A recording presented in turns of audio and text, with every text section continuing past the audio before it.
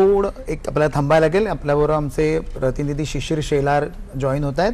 ते एका इंडस्ट्री बॉडीवर तिथेही मोठ्या प्रमाणात बजेटवर चर्चा चालू आहे. आपण शिशिर शेलार यांच्याकडे जाऊया. तिथेही बरेच उद्योजक जमलेले आहेत, ते आपल्याला प्रतिक्रिया देत आहेत. शिशिर, एकंदरीत काय वातावरण आहे तिकडे, काय प्रतिक्रिया पहिली आलेली आहे? आपल्या स्टुडिओतनं पण आपण घेतोय मान्यवरांच्या प्रतिक्रिया आणि चर्चा चालू आहे. तिकडे काय स्थिती आहे? अगदी बरोबर शैलेश सर, आपण बघतोय ज्याप्रमाणे आजचा हा बजेट अनाऊन्स करण्यात आला त्यानंतर वेगवेगळ्या क्षेत्रामधून प्रतिक्रिया येतात. आपण सध्या इंडियन मर्चंट चेंबरमध्ये आहोत आणि इकडे इंडस्ट्री बॉडी नेमकं या बजेटवर कशा प्रकारे रिॲक्ट करते आपण ते ऐकून. आपल्यासोबत अजित मंगळूरकर आहेत, डायरेक्टर जनरल इंडियन मर्चंट चेंबरचे. सर, सर्वात प्रथम मला जाणून घ्यायला आवडेल कशा प्रकारे हा बजेट होता, कारण वेगवेगळ्या सेक्टरमध्ये अनाऊन्समेंट करण्यात आलेल्या आहेत. आपण कशाकडे बघता? हा बजेट जर बघितलं गेलं तर अगदी strategic all around development growth budget आहे. म्हणजे तुम्ही जर पाहायला गेलं तर सगळ्या एरियाजवर टच केलं गेलंय. आणि म्हणजे एक तर ॲग्रिकल्चर, आपण नेहमी म्हणतो ॲग्रिकल्चरला म्हणजे खूप आपल्याला बढावा येतो ॲग्रिकल्चरमध्ये, पण त्यांनी ॲग्रिकल्चरचं इकोसिस्टमला टच केलंय. म्हणजे ॲग्रिकल्चरवर स्टार्टअप्स ते एक म्हणजे अगदी जे त्यांनी ॲक्सेलरेटर सेटअप करण्याचं म्हटलं होतं, अगदी फंड जो त्यांनी दिला आहे. आणि ओव्हरऑल जर पाहिलं गेलं तुम्ही तर अगदी म्हणजे इंडस्ट्री, यू हॅव ॲग्रिकल्चर, तुम्ही डिजिटल म्हणा, सगळ्या एरियाजवर त्यांनी टच केलं गेलं. All round development budget, even on taxation point of view also. तिकडे जर तुम्ही बघितलं गेलं तर it is pushing people towards the new tax regime. म्हणजे तो न्यू टॅक्स रेजिम कसं तुम्ही प्रोत्साहित करणार, कसं तुम्ही त्याला बढावा देणार. पहिल्यांदा जेव्हा त्यांनी न्यू टॅक्स रेजिम आणलं होतं तेव्हा खरंच अगदी इंटरेस्टिंग होतं. आता लोकांना इंटरेस्ट होईल की काय काय मिळतं आपल्या न्यू टॅक्स रेजिम मध्ये. तर ओव्हरऑल व्हेरी स्ट्रॅटेजिक. आणि जसं ते म्हणाल की अमृत काळाचा पहिला बजेट आहे. It is looking at the next 25 वर्षात कुठे इंडिया जाणार त्या हिशोबाने हा बजेट आहे. अगदी very very positive and very highly developmental budget. सहकारिता क्षेत्र आपण जर बघायला गेलं तर खूप त्यावरती लक्ष सरकार, केंद्र सरकार देतं आणि त्यासाठी मंत्रालय असेल किंवा मग राज्याकडून देखील वेगवेगळे आपण बघतोय की अनेक प्रकारचे पॉलिसी डिसिजन्स होतात, त्यामुळे देखील त्यांची काय सजेशन ते मागवले जातात. यावेळेला पण देखील आपण बजेटने बघितलं की सहकारिता क्षेत्रावर सरकारनं ध्यान दिलं. कशा प्रकारचा याचा एकूणच इम्पॅक्ट पडणार आहे राज्यांवरती देखील? आपण इनफॅक्ट प्री बजेट जेव्हा बोललो होतो तेव्हा म्हटलं होतं की कोऑपरेटिव्ह सेक्टरवर नक्कीच सरकारचं एक प्रकारचं एक इम्पेटस किंवा त्याला एक प्रोत्साहन देण्याचा उद्देश होणार. आणि या बजेटमध्ये ते दिसलं गेलं की कोऑपरेटिव्ह सेक्टरला त्यांनी अगदी म्हणजे त्याला म्हणतात ना की किती त्याला प्रोत्साहन दिलं गेलं आहे आणि कसं त्याला वर आणायचं. कारण की कोऑपरेटिव्ह सेक्टर जसं आपण आधी म्हणतो होतो की एम्प्लॉयमेंट जनरेटर आहे.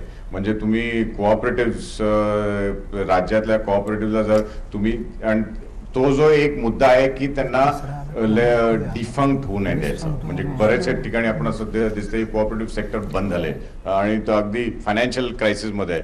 तर त्या हिशोबाने त्यांनी एक आपण एक हालचाल केली आहे की कोऑपरेटिव्ह सेक्टरला कसं राज्यात आणि देशभरात प्रोत्साहन द्यायचं. तर तो एक अगदी एक स्ट्रॅटेजिक मूव्ह आहे माझ्या हिशोबाने. बरोबर. एज्युकेशन सेक्टरमध्ये सरकार खूप अग्रेसिव्ह दिसतं यासाठी, कारण आपण बघितलं एक नवीन एज्युकेशन पॉलिसी देखील आली आहे. पण आता आपण बघतोय की जेणेकरून पेनिट्रेट करायचं आहे रुरल एरियाजमध्ये आणि ट्रायबल एरियाजमध्ये. मग त्याप्रकारे एकलव्य स्कूल असेल किंवा डिजिटल लायब्ररी असेल, याचा फायदा एकूण कशा प्रकारे मिळतो आणि त्यामध्ये प्रायव्हेट सेक्टरची कशी भागीदारी असणार आहे येत्या काळामध्ये?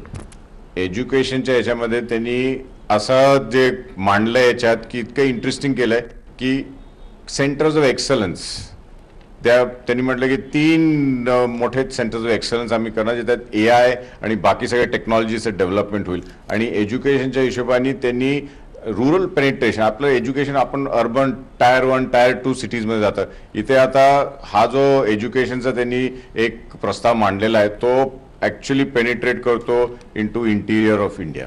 म्हणजे कसं सगळ्यांना एका प्लॅटफॉर्मवर आणायचं, कसं आता डिजिटल इज ज्याला म्हणतो एक मोठी आपण म्हणजे जगात इंडियानी जे केले डिजिटल सेक्टरमध्ये ते कोणीच केलं नाही. ते आता त्याचं पेनिट्रेशन रुरल एरियाजमध्ये कसं जाणार आहे ते या एक डिजिटल लायब्ररी प्लस जे मुलांसाठी स्कूलिंगसाठी त्यांनी अजून जे घोषणा केली याच्यात, तर एज्युकेशनवर म्हणजे आपण बघितलं का या बजेटवर इकोसिस्टम सगळ्यांची कशी डेव्हलप करायची याच्यावर त्यांनी काय म्हणतात त्याला इम्पॉर्टन्स दिलंय.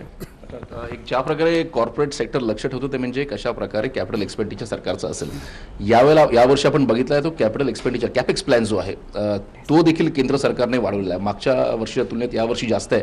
याचा अर्थ नेमकं काय समजावं आणि कॉर्पोरेट सेक्टर जी वाट बघत होतं की आता इन्व्हेस्टमेंट पिकअप करेल आणि कॅपेक्स असल्यामुळे मोठ्या प्रमाणात डेव्हलपमेंट होईल, तर याकडे एकूण पुढचं वाटचाल कशी असेल? नक्कीच, कारण की कॅपेक्स मध्ये आपल्याला दिसतच आहे रोड्स, रेल्वेजमध्ये जो आउटले त्यांनी दिला आहे तो म्हणजे किती पटीने जास्ती दिलाय. इट इज ऑल अबाउट आणि आपण जे ग्रोथ म्हणतोय, जे पॅन्डेमिक नंतर इंडियाची ग्रोथ झाली आहे, ते गव्हर्नमेंटने कॅपेक्समध्ये किती खर्च केलेला आहे. म्हणजे इन्फ्रास्ट्रक्चर डेव्हलपमेंटमध्ये तो खर्च तर गव्हर्नमेंटनीच केला आहे.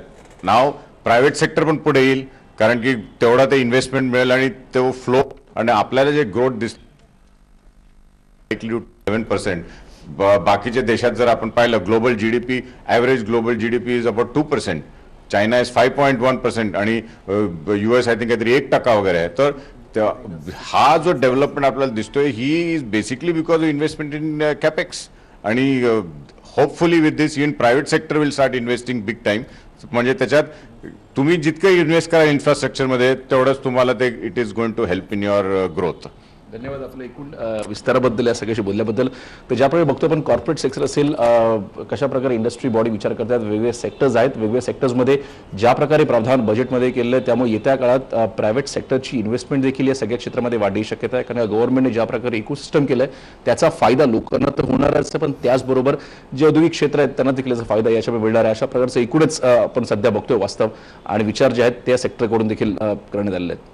शिशिर, तू इंडियन मर्चंट चेंबर मधून बोलत होतास, मंगळूरकर साहेब होतेस तुझ्याबरोबर. तर त्यांनी IMCच्या दृष्टिकोनातून कसं बजेट होतं त्याची माहिती आपल्याला दिली. पुन्हा आपण कुलकर्णी मॅडमकडेच वळूया. मी आता तुम्हाला म्हटलं तसं बँकिंग